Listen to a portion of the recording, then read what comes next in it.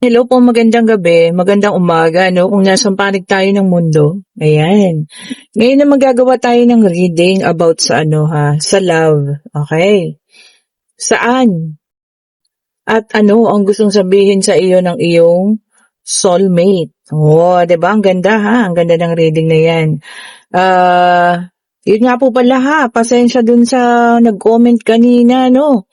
Na marami na tayo pinopromote na product. So, wag ko pong mag-alala. Sa end of the video ko naman po yun sinasabi. And sabi ko nga, kung hindi mo po gusto yung ating reading, kung ayaw niyo po ng format na ganyan, ano, pwede niyo pong iskipan ha. Hindi po naman tayo namimilit dito kung sinong gustong manood. Okay po? Ayan, salamat po sa lahat ng mga, alam niyo yun, tumatangkilik ng ating mga products. Ano, salamat sa inyo. Sa mga ayaw, okay lang din po yan. Wala pong pilitan ha. Okay po? Okay, so ito na ha. Ang reading po natin. Baka may violent reaction na naman. Okay, saan? At ano ang gustong sabihin sa'yo ng iyong soulmate? O, saan kayo magkikita raw? Or kung nagkita na kayo ha? So, tingnan natin. Okay, so this is an earth sign. O, para sa mga earth sign, Taurus, Virgo, and Capricorn. Earth sign ha. Meron tayong na pull up na 5 of Pentacles. Okay. Oh, sabi niya rito, no? Sa pinakamababa na pakiramdam or napaka-low ng self-esteem mo, doon mo makikilala ang taong ito. Oh, see? Mga panahon na talagang, kumbaga ang baba ng iyong self-esteem. Oh, yan. Siguro yung mga panahon na ikaw merong dinaramdam, may problema, no? Doon mo rin makikilala ang taong ito, ang soulmate mo. Oh, yan ha, mga earth sign, Taurus, Virgo, and Capricorn. Okay, check pa natin yung iba. And meron tayo ditong the star.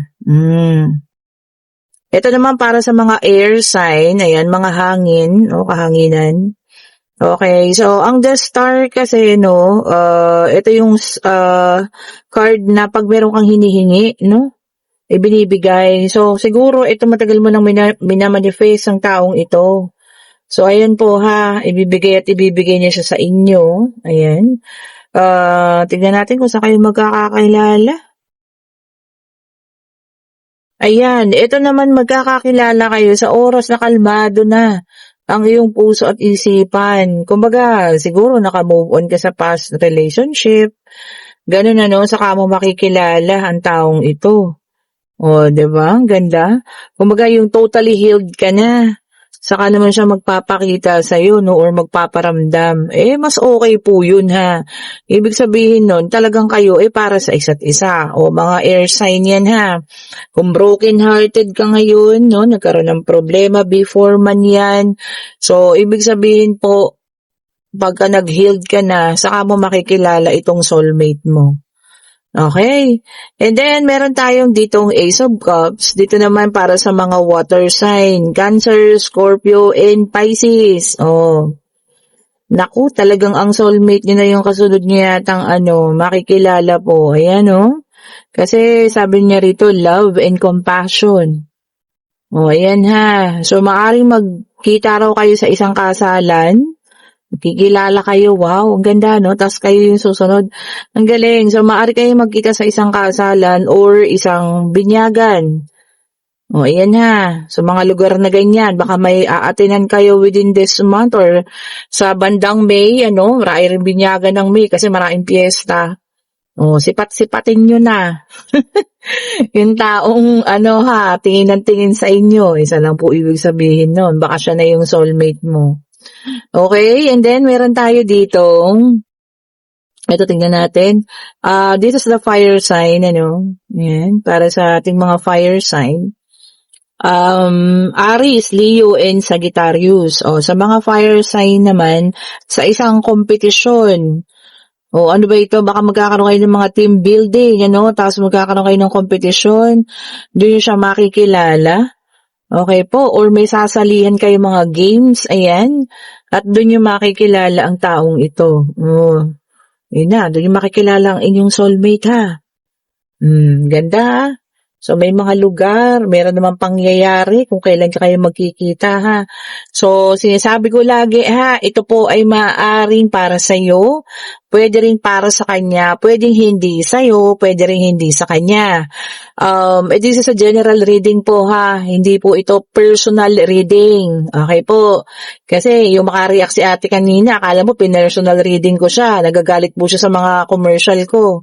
Okay po. Hindi po ito personal reading, madam ha. Kaya po ito po tinatawag na general reading po. Huwag ka po magalit, sa mga commercial ko, madam. Okay po. Pasensya na kayo ha. Ayun lang. Ayan na ha. Ngayon, tignan natin kung anong gusto nilang sabihin sa inyo ha. Okay po. Huwag po masyadong feeling na personal reading ha. Kung makareact ka, madam, hindi po ito personal reading mo. Okay? General reading po ito, madam. Okay po. Kung ako po ay kinontak ninyo at nagpa-personal reading kayo, tapos nagsabi ako sa inyo ng mga produkto, dyan po kayo magalit sa akin kasi po personal reading yun. Tapos nagsasabi ko ng kung ano-ano mga produkto. Okay po. Pero kung hindi ka naman nagpa-personal reading at nanonood ka lang po, kung ayaw mo, iskipan mo po, madam ha. Huwag po kung ano-ano yung sinasabi nyo dahil hindi nyo po ito personal reading. Okay po, ito po ay general reading po. Take only what resonate po ha. Intindihin mo pong mabuti, madam, kung nanonood ka po. Okay po, general reading po. Hindi ko personal reading para sa'yo ha. Okay, so ito na. Pasensya na kayo ha, nanggigil lang ako sa comment niya kanina eh. Okay po, eto na. Kung ano yung inyong ibig sabihin po ha, kung anong nais iparating sa inyo ng inyong soulmate. Okay po. O ano ba ang nais iparating sa inyo ng inyong soulmate? Ayan po ha. Okay, ano kaya ang nais iparating sa inyo? O gusto niyang sabihin? Dulot ko tong ating Love Oracle card. Ang cute ang liit niya lang. Ano pong gusto niyang sabihin sa inyo? Baka hindi niya pa siya nakikilala or nakilala niyo na. Naalala niyo nagtagpo kayo sa mga gadong lugar o yung pangyayaring iyon ay nangyari na, no? Yan pa nga natin. Ayun na. Ayan naman. Tignan nyo, nagtalunan. Dito muna tayo sa una, ha. Sabi niya rito, I'm yours forever and ever. Wow naman. So, siguro ito yung pag-aoras na nagkita na kayo, no? Diba? Talagang pag soulmate kasi mahirap na rin pong paghiwalayin yan, ha. Kumbaga, mahirap ng tibagin. Diba? Tapos ito naman sabi niya, I need space. Sa ngayon, kailangan niya muna ng space daw po. Anong lugar? Kailangan niya daw po muna ng space, siguro para makapag-isip, baka may pinagdadaanan pa. Ito yung pangatlong nagtalbugan. I wish we could be together forever. Ito na nga, I'm yours forever and ever. Ito naman, we could be together and forever. Diba?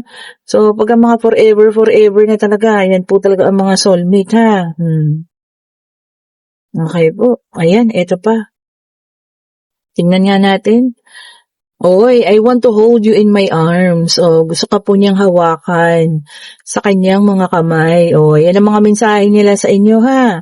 Tingnan pa nga natin. Meron pa. I want you. Gusto ka na niya pong makilala. Kung wala pa sa tabi niyo ang soulmate ninyo ha, ito po yung mga gusto nilang sabihin sa inyo. Ayan. Okay, check pa nga natin itong ating Love Oracle card.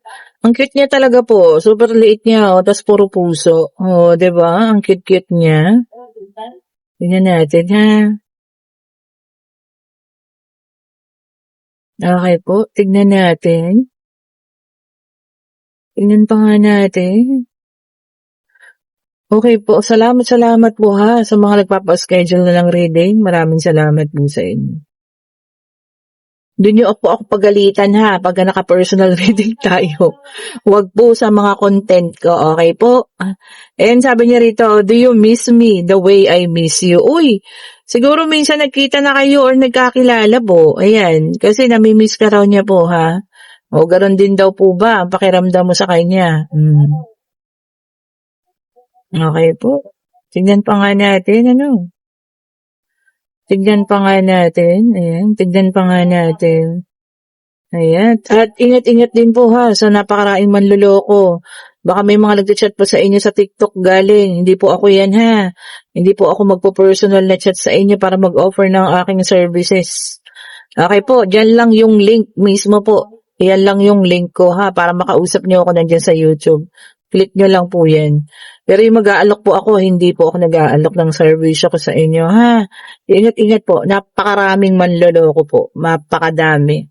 Eto tingnan natin, we've been together for lifetimes. Oh, ayan. Talagang soulmate po. Kumbaga, sa mga nakalumang panahon, mga dating panahon, kayo po ay nagkita na. Oh, naniniwala ba kayo doon? Kaya nga soulmate Oh, 'di ba? Ang mga dating panahon pa nagkita na kayo. Oh. So ibig sabihin po magkikita at magkikita na kayo kung hindi pa kayo nagkita ngayon ha. O sabi niya, I wish we could be together but it's complicated. Baka parehas kayong merong karelasyon. O ayan ha. So ayan po ang gusto nilang sabihin sa inyo. Baka parehas kayong may karelasyon sa ngayon. Kaya ganyan yung mga, alam niyo yun, mga nais nilang sabihin. Ngayon tingnan natin ha. Kung, ang tawag dito.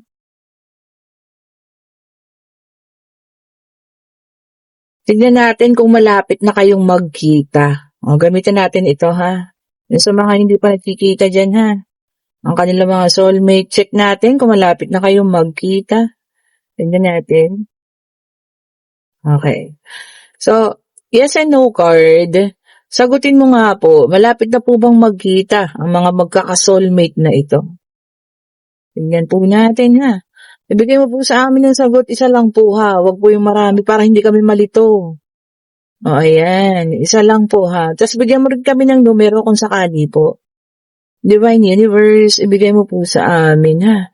Ang kasagutan po sa aming katanungan na kung malapit na bang makita ng mga nanonood dito ang kanilang soulmate or kapiling na ba nila. Oy, gusto niyo yung tanong na yun? Ay nako, dalawa. O, 'di ba? Conflict pa. Ulitin po natin ha.